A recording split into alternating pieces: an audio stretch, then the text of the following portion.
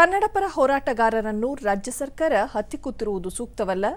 ಜೆಕೆಹಳ್ಳಿ ಡಿಜೆಹಳ್ಳಿ ಘಟನೆಯಲ್ಲಿ ಪಾಲ್ಗೊಂಡವರ ಪ್ರಕರಣಗಳನ್ನು ಹಿಂಪಡೆಯುವ ಸರ್ಕಾರ ಕರ್ನಾಟಕ ಪರ ಹೋರಾಟಗಾರರ ಮೇಲೆ ದಾವೆ ಹೂಡುತ್ತಿರುವುದು ಖಂಡನೀಯವಾಗಿದೆ ಎಂದು ಕೇಂದ್ರ ಸಚಿವ ಪ್ರಹ್ಲಾದ್ ಜೋಶಿ ಅಸಮಾಧಾನ ವ್ಯಕ್ತಪಡಿಸಿದ್ದಾರೆ. ದಾವಣಗೆರೆಯಲ್ಲಿ ಮಾಧ್ಯಮಗಳೊಂದಿಗೆ ಅವರು ರಾಜ್ಯ ಸರ್ಕಾರ ಕನ್ನಡಪರ ಹೋರಾಟಗಾರರು ಮತ್ತೆ ಹೋರಾಟಕ್ಕೆ ಇಳಿಯದಂತೆ ಅವರ ಮೇಲೆ ಪ್ರಕರಣಗಳನ್ನು ದಾಖಲಿಸಿ ನ್ಯಾಯಾಂಗ ಬಂಧನಕ್ಕೆ ಒಳಪಡಿಸಿರುವುದು ಸೂಕ್ತವಲ್ಲ ಎಂದರು. ಇದೇ ವೇಳೆ ಬಸವನಗೌಡ ಪಾಟೀಲ್ ಯತ್ನಾಳ್ ಕುರಿತ ಪ್ರಶ್ನೆಯೊಂದಕ್ಕೆ ಉತ್ತರಿಸಿದ ಅವರು, ಬಿಜೆಪಿ ಪಕ್ಷ ಕುರಿತು ಬಹಿರಂಗ ಹೇಳಿಕೆ ನೀಡುವುದು ಸರಿಯಲ್ಲ.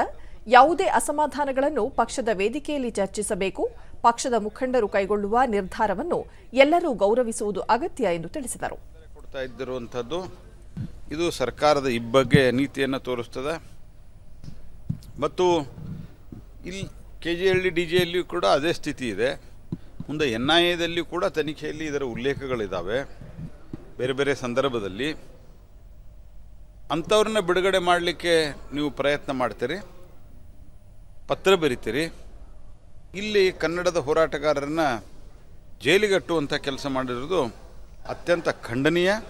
ಸರ್ಕಾರ ತಕ್ಷಣ ಅವರ ಬಿಡುಗಡೆಗೆ ಏನು ವ್ಯವಸ್ಥೆ ಮಾಡಬೇಕು ಆ ವ್ಯವಸ್ಥೆಯನ್ನು ಮಾಡಬೇಕು ಅನ್ನುವಂಥ ಆಗ್ರಹವನ್ನು ನಾನು ಮಾಡ್ತೀನಿ. ಕನ್ನಡಕ್ಕೆ ಮೊದಲ ಆದ್ಯತೆ ಅಂತ ಭಾಷಣ ಮಾಡಿದರೆ ಆಗೋದಿಲ್ಲ.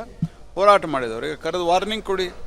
ಕೇಸುಗಳನ್ನು ಅದಕ್ಕೆ ಸಂಬಂಧಿಸಿದಂಥ ಲಿಮಿಟೆಡ್ ಕೇಸುಗಳನ್ನು ಹಾಕಿದರೂ ಒಂದು ಯಾವುದೋ ಹಿಂಸಾಚಾರ ನಡೆದಲ್ಲಿ ಅದು ಪರವಾಗಿಲ್ಲ. ಎಷ್ಟೆಷ್ಟು ಕೇಸುಗಳನ್ನು ಹಿಂಗೆ ಬಿಟ್ಟಿದ್ದೀರಿ ತಾನೆ ನೀವು.